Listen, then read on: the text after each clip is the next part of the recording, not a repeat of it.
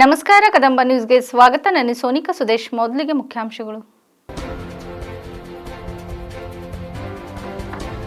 12 ಲಕ್ಷದವರೆಗೆ no IT. Nirmala ಸೀತಾರಾಮನ್ಗೆ ಸಾಮಾಜಿಕ ಜಾಲತಾಣದಲ್ಲಿ ಪುಷ್ಪವೃಷ್ಟಿ. ಆದಾಯ ತೆರಿಗೆ ಮಿತಿ ಹೆಚ್ಚಳ ಐತಿಹಾಸಿಕ ಕ್ರಮ. ಶಾಸಕ ಡಾ ಶೈಲೇಂದರ್ ಬೆಲ್ದಾಳೆ ವ್ಯಾಖ್ಯಾನ. ಚಿಕ್ಕಮಗಳೂರು ಜಿಲ್ಲಾಧಿಕಾರಿ ಎಸ್ಪಿ ಮುಂದೆ ಶರಣಾದ ನಕ್ಸಲ್ ರವೀಂದ್ರ. ಸುದ್ದಿಯ ವಿವರಗಳು.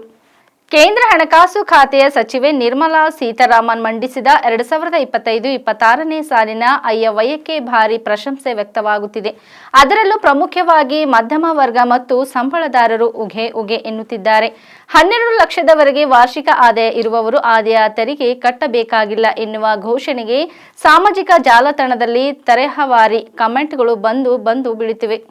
ಕೊನೆಗೂ ನಿರ್ಮಲಾ ಸೀತಾರಾಮನ್ ನಮ್ಮ ಕಷ್ಟವನ್ನು ಅರಿತುಕೊಂಡರು ಎಂದು ಮೆಚ್ಚುಗೆ ವ್ಯಕ್ತವಾಗುತ್ತಿದೆ. ಹೊಸ ತೆರಿಗೆ ಪದ್ಧತಿಯ ಪ್ರಕಾರ 12 ಲಕ್ಷ ರೂಪಾಯಿವರೆಗಿನ ಆದಾಯದವರು ಯಾವುದೇ ತೆರಿಗೆಯನ್ನು ಪಾವತಿಸಬೇಕಾಗಿಲ್ಲ. 75,000 ಸ್ಟ್ಯಾಂಡರ್ಡ್ ಡಿಡಕ್ಷನ್ ಮೂಲಕ 12.75 ಲಕ್ಷದವರೆಗೆ ತೆರಿಗೆ ಪಾವತಿಸುವ ಅವಶ್ಯಕತೆ ಇಲ್ಲ.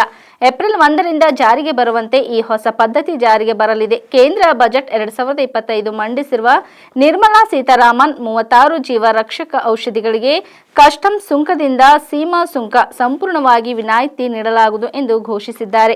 ರೋಗಿಗಳಿಗೆ, ವಿಶೇಷವಾಗಿ ಕ್ಯಾನ್ಸರ್, ಅಪರೂಪದ ಕಾಯಿಲೆಗಳು ಮತ್ತು ಇತರ ತೀವ್ರ ದೀರ್ಘಕಾಲದ ಕಾಯಿಲೆಗಳಿಂದ ಬಳಲುತ್ತಿರುವವರಿಗೆ ಪರಿಹಾರ ಒದಗಿಸಲು ಮೂಲ ಕಸ್ಟಮ್ಸ್ ಸುಂಕದಿಂದ ಬಿಸಿಡಿ ಸಂಪೂರ್ಣವಾಗಿ ವಿನಾಯಿತಿ ಪಡೆದ ಔಷಧಿಗಳ ಪಟ್ಟಿಗೆ 36 ಜೀವ ಉಳಿಸುವ ಔಷಧಗಳು ಮತ್ತು ಔಷಧಿಗಳನ್ನು ಸೇರಿಸಲು ನಾನು ಪ್ರಸ್ತಾಪಿಸುತ್ತೇನೆ. 5 ಬಾರ್ ರಿಯಾಯಿತಿ ಕಸ್ಟಮ್ಸ್ ಸುಂಕವನ್ನು ಆಕರ್ಷಿಸುವ ಪಟ್ಟಿಗೆ 6 ಜೀವ ಉಳಿಸುವ ಔಷಧಿಗಳನ್ನು ಸೇರಿಸಲು ನಾನು ಪ್ರಸ್ತಾಪಿಸುತ್ತೇನೆ. ಮೇಲಿನವುಗಳ ತಯಾರಿಕೆಗಾಗಿ ಬೃಹತ್ ಔಷಧಿಗಳ ಮೇಲೆ ಪೂರ್ಣ ವಿನಾಯಿತಿ ಮತ್ತು ರಿಯಾಯಿತಿ ಸುಂಕವು ಕ್ರಮವಾಗಿ ಅನ್ವಯಿಸುತ್ತದೆ ಎಂದು ಅವರು ಹೇಳಿದರು. I am now happy to announce that there will be no income tax payable up to income of 12 lakh rupees.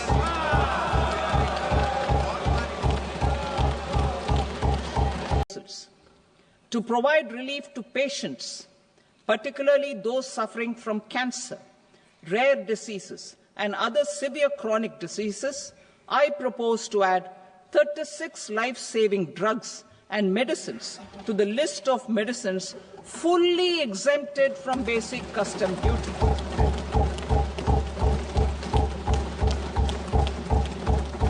I also propose to add 6 life-saving medicines to the list attracting concessional custom duty of 5%. Full exemption and concessional duty will also respectively apply on the bulk drugs for manufacture of the above. Specified drugs and medicines under patient assistance programs run by the pharmaceutical companies are fully exempt from BCD, provided the medicines are supplied free of cost to the patient. ಪ್ರಧಾನಿ ನರೇಂದ್ರ ಮೋದಿ ನೇತೃತ್ವದ 3.0 ಆಡಳಿತದ ಮೊದಲ budget ಸರ್ವವ್ಯಾಪ್ತಿ ಹಾಗೂ ಸರ್ವಸ್ಪರ್ಶಿಯಾಗಿದೆ. ಆದಾಯ ತೆರಿಗೆ ಮಿತಿಯನ್ನು 12 ಲಕ್ಷಕ್ಕೆ ಏರಿಸಿರುವುದು ಸೇರಿದಂತೆ ಹಲವು ಐತಿಹಾಸಿಕ ತೀರ್ಮಾನಗಳನ್ನು ಕೈಗೊಂಡು ಮಧ್ಯಮ ವರ್ಗಕ್ಕೆ ಬಂಪರ್ ಕೊಡುಗೆ ನೀಡಲಾಗಿದೆ. ಇದು ಭಾರತದ ಅರ್ಧ ಕ್ರಾಂತಿಗೆ ಹೊಸ ಮುನ್ನಡಿ ಬರೆಯುವ ಜೊತೆಗೆ ವಿಕಸಿತ ಆತ್ಮನಿರ್ಭರ್ ಭಾರತಕ್ಕೆ ಭದ್ರ ಬುನಾದಿ ಹಾಕುವ ಬಜೆಟ್ ಆಗಿದೆ ಎಂದು ಬಿಜೆಪಿ ರಾಜ್ಯ ಕಾರ್ಯದರ್ಶಿ ಬೀದರ್ ದಕ್ಷಿಣ ಶಾಸಕ ಡಾ ಶೈಲೇಂದರ್ ಬೆಲ್ದಾಳೆ ಹೇಳಿದ್ದಾರೆ. ಹಣಕಾಸು ಸಚಿವೆ ನಿರ್ಮಲಾ ಸೀತಾರಾಮನ್ ಅವರು 8ನೇ ಬಾರಿ ಮಂಡಿಸಿದ ಬಜೆಟ್ ಹಲವು ದಾಖಲೆ ನಿರ್ಮಿಸಿದೆ.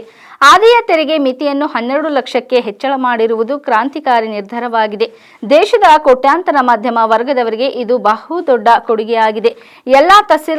ಎಲ್ಲ ತರಹದ ಆದಾಯ ತೆರಿಗೆಯ ಸ್ಲ್ಯಾಬ್ನಲ್ಲಾದ ಬದಲಾವಣೆ ಕಾರಣಕ್ಕಾಗಿ ಮಧ್ಯಮ ವರ್ಗದ ಜನರಿಗೆ ಸರಾಸರಿ ವರ್ಷಕ್ಕೆ 1 ಲಕ್ಷ ರೂಪಾಯಿಗಳಷ್ಟು ಉಳಿತಾಯ ಲಾಭ ಆಗಲಿದೆ.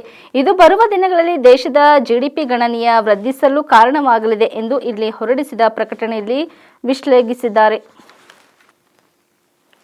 ಇತ್ತೀಚೆಗಷ್ಟೇ ಮುಖ್ಯಮಂತ್ರಿ ಸಿದ್ದರಾಮಯ್ಯ ಅವರ ಮುಂದೆ 6 ನಕ್ಸಲರು ಶರಣಾಗಿದ್ದರು. ಈ ವೇಳೆ ಶರಣಾಗದೆ ಉಳಿದಿದ್ದ ನಕ್ಸಲ್ ರವಿ ಅವರು ಶನಿವಾರ ಮಧ್ಯಾಹ್ನ ಜಿಲ್ಲಾಧಿಕಾರಿ ಮತ್ತು ಜಿಲ್ಲಾ ಪೊಲೀಸ್ ವರಿಷ್ಠಾಧಿಕಾರಿ ಮುಂದೆ ಶರಣಾಗಿದ್ದಾರೆ. ಶಾಂತಿಗಾಗಿ ನಾಗರಿಕ ವೇದಿಕೆ ಮುಖಂಡರು ರವೀಂದ್ರ ಜತೆ ಮಾತುಕತೆ ನಡೆಸಿ ಮನವೊಲಿಸಿದ್ದು, ಇಂದು ಮಧ್ಯಾಹ್ನ ಜಿಲ್ಲಾಧಿಕಾರಿ ಮೀನಾ ನಾಗರಾಜ್ ಹಾಗೂ ಎಸ್ಪಿ ವಿಕ್ರಮ್ ಅಮ್ಟೆ ಅವರ ಮುಂದೆ ಶರಣಾದರು. ಕಳೆದ 18 ವರ್ಷಗಳಿಂದ ಭೂಗತರಾಗಿದ್ದ ನಕ್ಸಲ್ ರವೀಂದ್ರ ಅವರ ವಿರುದ್ಧ ಒಟ್ಟು 26 ಪ್ರಕರಣಗಳಿವೆ.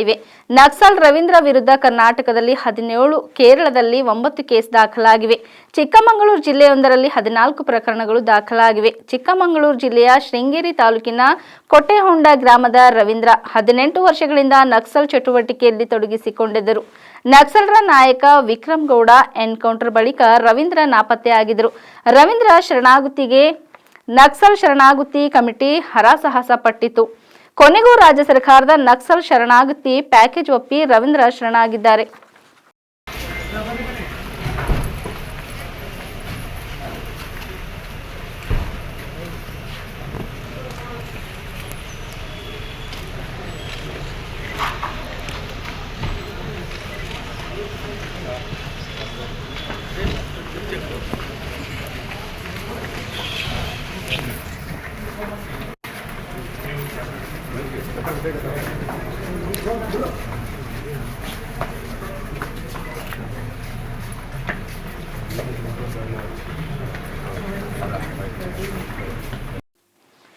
ನರಸೀಪುರ ತಾಲೂಕಿನ ಉಕ್ಕಲ್ಗೆರ ಹಾಲು ಉತ್ಪಾದಕರ ಸಹಕಾರ ಸಂಘದ ನೂತನ ಅಧ್ಯಕ್ಷರಾಗಿ ಪರಮೇಶ್ವರ್ ಹಾಗೂ ಉಪಾಧ್ಯಕ್ಷರಾಗಿ ಜಯಂತಿ ಸಿದ್ದರಾಮ ಅವಿರೋಧವಾಗಿ ಆಯ್ಕೆಗೊಂಡರು. ಅಧ್ಯಕ್ಷ ಉಪಾಧ್ಯಕ್ಷರ ಆಯ್ಕೆ ಸಂಬಂಧ ಗ್ರಾಮದ ಸಹಕಾರ ಸಂಘದಲ್ಲಿ ಶುಕ್ರವಾರ ಕರೆಯಲಾಗಿದ್ದ ಚುನಾವಣೆ ವಿಶೇಷ ಸಭೆಯಲ್ಲಿ ಅಧ್ಯಕ್ಷ ಸ್ಥಾನದ ಆಯ್ಕೆ ಬಯಸಿ ಪರಮೇಶ್ವರ್ ಹಾಗೂ ಉಪಾಧ್ಯಕ್ಷ ಸ್ಥಾನದ ಆಯ್ಕೆ ಬಯಸಿ ಜಯಂತಿ ಸಿದ್ದರಾಮ ಅವರಿಬ್ಬರೇ ನಾಮಪತ್ರ ಸಲ್ಲಿಸಿದ ಹಿನ್ನೆಲೆಯಲ್ಲಿ ಇವರಿಬ್ಬರ ಅವಿರೋಧ ಆಯ್ಕೆಯನ್ನು ಚುನಾವಣಾಧಿಕಾರಿ ಹಸಿನ ಪ್ರಕಟಿಸಿದರು. ಚುನಾವಣೆ ಪ್ರಕ್ರಿಯೆಯಲ್ಲಿ ಸದಸ್ಯರಾದ ಮಲ್ಲೇಗೌಡ, ನಾಗೇಶ್, ಶಿವಸ್ವಾಮಿ, ಮಹಾದೇವಸ್ವಾಮಿ, ಜಯಮ್ಮ, ಉಷಾಜಿ, ಮಹಾದೇವಪ್ಪ ಹಾಗೂ ನಾಗೇಂದ್ರ ಹಾಜರಿದ್ದರು. ಅಧ್ಯಕ್ಷ ಉಪಾಧ್ಯಕ್ಷರ ಆಯ್ಕೆಗೆ ಅನುಮೋದನೆ ನೀಡಿದರು. ಈ ವೇಳೆ ನೂತನ ಅಧ್ಯಕ್ಷ ಉಪಾಧ್ಯಕ್ಷರನ್ನು ಅಭಿನಂದಿಸಿ ಮಾತನಾಡಿದ ಎಪಿಎಂಸಿ ಮಾಜಿ ಅಧ್ಯಕ್ಷ ಉಕ್ಕಲ್ಗೆರೆ ಬಸವಣ್ಣ, ಹೈನುಗಾರಿಕೆ ಮೀಸಲಾದ ಸಹಕಾರ ಸಂಘದಲ್ಲಿ ರಾಜಕೀಯ ಬೆರೆಸಬಾರದು. ಪರಸ್ಪರರ ಸಹಕಾರವು ಸಂಘದ ಬೆಳವಣಿಗೆಗೆ ಸಹಕಾರಿಯಾಗಲಿದ್ದು, ಸಂಘವನ್ನು ಮತ್ತಷ್ಟು ಅಭಿವೃದ್ಧಿಯತ್ತ ಕೊಂಡೊಯ್ಯಲು ಎಲ್ಲ ಸದಸ್ಯರು ಡೈರಿಯ ವರಿಷ್ಠರಿಗೆ ಸಹಕಾರ ನೀಡುವಂತೆ ಮನವಿ ಮಾಡಿದರು. ಸಚಿವ ಡಾಕ್ಟರ್ ಎಚ್.ಸಿ. ಮಹಾದೇವಪ್ಪ, ಸಂಸದ ಸುನಿಲ್ ಬೋಸೆ ರವರಿಂದ ಗ್ರಾಮದಲ್ಲಿ ಡೈರಿ ಕಟ್ಟಡ ಕಟ್ಟಲು ಅನುದಾನ ಕೊಡಿಸಲು ಪ್ರಾಮಾಣಿಕ ಪ್ರಯತ್ನ ಮಾಡುವುದಾಗಿ ಅವರು ಭರವಸೆ ನೀಡಿದರು.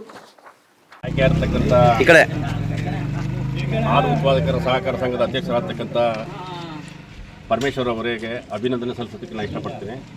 ಹಾಗೆಯೇ ಉಪಾಧ್ಯಕ್ಷರಾಗತಕ್ಕಂಥ ಜಯಂತಿ ಸಿದ್ದರಾಮಯ್ಯಗೂ ಕೂಡ ಅಭಿನಂದನೆ ಸಲ್ಲಿಸೋದಕ್ಕೆ ಇಷ್ಟಪಡ್ತೀನಿ. ಹಾಗೆಯೇ ಎಲ್ಲ ಹೊಸದಾಗಿ ಆಯ್ಕಿರ್ತಕ್ಕಂಥ ಎಲ್ಲ ನಿರ್ದೇಶಕರಿಗೂ ಕೂಡ ಅಭಿನಂದನೆಗಳು. ನೋಡಿ, ಮೊದಲು ಚುನಾವಣೆ ನಡೀಬೇಕಾದ ಅವಶ್ಯಕತೆ ಇರಲಿಲ್ಲ. ಎಲ್ಲ ಕಾಂಪ್ರಮೈಸನ್ ಮಾಡ್ಕೊಂಡು, ಯಾಕೆಂದರೆ ಊರು ಸಹಕಾರ ಸಂಘ ಅಂದರೆ ಹೈನುಗಾರಿಕೆ ವಿಚಾರದಲ್ಲಿ ಎಲ್ಲರೂ ಹಾಲು ಉತ್ಪಾದಕರ ಸಂಘಕ್ಕೆ ನಾವು ಸಹಾಯ ಮಾಡಬೇಕೇ ಹೊರತು ನಿಂತ್ಕೊಂಡು ಇದೇನು ದೇಶದ ರಾಜಕಾರಣ ನಾನು ಆಗಲಿ ಯಾರೇ ಆಗಲಿ ದೇಶದ ರಾಜಕಾರಣ ಮಾಡೋಕ್ಕೆ ಕೊಡೋದು.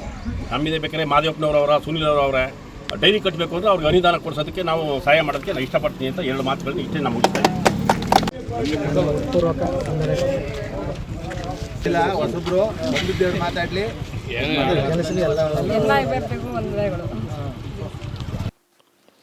ಸಾಹಿತ್ಯದ ಓದು ಮನುಷ್ಯನನ್ನು ಉತ್ತಮ ಮನುಷ್ಯನಾಗಿ ಮಾಡುತ್ತದೆ. ಆದುದರಿಂದ ಸಾಹಿತ್ಯ ಓದುವ ಹಂಬಲ ರೂಢಿಸಿಕೊಳ್ಳಬೇಕು ಎಂದು ಸೈಂಟ್ ಪಾಲ್ ಮೆಥೋಡಿಸ್ಟ್ ಚರ್ಚ್ ಉತ್ತರ ಜಿಲ್ಲಾ ಮೇಲ್ವಿಚಾರಕ ರೆವರೆಂಡ್ ನೆಲ್ಸನ್ ಸುಮಿತ್ರಾ ಅಭಿಪ್ರಾಯಪಟ್ಟರು. Reverend doctor G T. ಸಿಮೆಂಟ್ಸ್ ಕನ್ನಡ ಸಾಹಿತ್ಯ ಸಂಘವು ಇಲ್ಲಿಯ ಸೈಂಟ್ ಪಾಲ್ ಮೆಥೋಡಿಸ್ಟ್ ಚರ್ಚ್ನಲ್ಲಿ ಶುಕ್ರವಾರ ಆಯೋಜಿಸಿದ್ದ ರೆವರೆಂಡ್ ಉತ್ತಂಗಿ ಚೆನ್ನಪ್ಪನವರ ಕುರಿತ ವಿಶೇಷ ಉಪನ್ಯಾಸ ಕಾರ್ಯಕ್ರಮ ಉದ್ಘಾಟಿಸಿ ಅವರು ಮಾತನಾಡಿದರು. ಕನ್ನಡ ನಾಡು ನುಡಿಯ ಶ್ರೀಮಂತಿಕೆಗೆ ವಿದೇಶಿ ಕ್ರೈಸ್ತ ಮಿಷನರಿಗಳಂತೆಯೇ ದೇಸಿ ಕ್ರೈಸ್ತ ಮಿಷನರಿಯವರು ಕೂಡ ಶ್ರಮಿಸಿದ್ದಾರೆ. ಅವರಲ್ಲಿ ರೆವರೆಂಡ್ ಉತ್ತಂಗಿ ಚೆನ್ನಪ್ಪನವರ ಸಾಧನೆ ಅಮೋಘವಾದುದು ಎಂದು ಹೇಳಿದರು. ಉತ್ತಂಗಿ ಚೆನ್ನಪ್ಪನವರು ಕ್ರೈಸ್ತ ಧರ್ಮದಲ್ಲಿ ಜನ್ಮ ತಾಳಿದರು. ಸಮಾಜದ ಎಲ್ಲ ಧರ್ಮದವರನ್ನು ಸಮಾನವಾಗಿ ಕಾಣುವ ಮಹಾನುಭಾವರಾಗಿದ್ದರು. ಜೊತೆಗೆ ಸಾಮಾಜಿಕ ನ್ಯಾಯದ ಪ್ರತಿಪಾದಕರಾಗಿದ್ದರು ಎಂದು ತಿಳಿಸಿದರು. ರೆವರೆಂಡ್ ಉತ್ತಂಗಿ ಚೆನ್ನಪ್ಪನವರ ಬದುಕು ಬರಹ ಕುರಿತು ವಿಶೇಷ ಉಪನ್ಯಾಸ ನೀಡಿದ ಬಾಗೇಪಲ್ಲಿಯ ಸಿಜೋದ ನಿರ್ದೇಶಕ ಎನ್ ಮಲ್ಲಣ್ಣ ಮಾತನಾಡಿ, ಬಹುಮುಖ್ಯ ಪ್ರತಿಭೆಯ ಉತ್ತಂಗಿಯವರು ಕಣ್ಮರೆಯಾಗಿದ್ದ ಕನ್ನಡ ಸಾಹಿತ್ಯವನ್ನು ಸಂಶೋಧಿಸಿ ಬೆಳಕಿಗೆ ತಂದ ಹಿರಿಯ ಸಂಶೋಧಕರು. ಸರ್ವಜ್ಞ ವಚನಗಳನ್ನು ಶೋಧಿಸಿ ಪ್ರಕಟಿಸಿದಂತೆಯೇ ಮೋಳಿಗೆ ಮಾರಯ್ಯ, ಆದಯ ಮತ್ತು ರಾಣಿ ಮಹಾದೇವಿಯ ವಚನಗಳನ್ನು ಸಂಗ್ರಹಿಸಿ ಪ್ರಕಟಿಸಿದ್ದಾರೆ. ಬನಾರಸಕ್ಕೆ ಬೆತ್ಲೆಹೇಮಿನ ವಿನಂತಿ, ಮೃತ್ಯುಂಜಯ, ಅನುಭವ ಮಂಟಪದಂತಹ ಮೌಲಿಕ ಕೃತಿಗಳನ್ನು ಅವರು ರಚಿಸಿದ್ದಾರೆ ಎಂದರು. ಕಾರ್ಯಕ್ರಮದಲ್ಲಿ ಸಭಾಪಾಲಕರು, ಚರ್ಚಿನ ಹಿರಿಯರು, ಉತ್ತಂಗಿ ಚೆನ್ನಪ್ಪನವರ ಅಭಿಮಾನಿಗಳು, ವಿದ್ಯಾರ್ಥಿನಿಯರು, ನೂರಾರು ಸಾಹಿತ್ಯ ಪ್ರೇಮಿಗಳು ಭಾಗವಹಿಸಿದರು. ಇಲ್ಲಿವರೆಗೆ ಸುದ್ದಿ ಕೊಟ್ಟಿದ್ದು ನಾನು ಸೋನಿಕಾ ಸುದೇಶ್. ಮುಂದಿನ ಸುದ್ದಿಯೊಂದಿಗೆ ಮತ್ತೆ ಭೇಟಿಯಾಗೋಣ. ವಂದನೆಗಳು.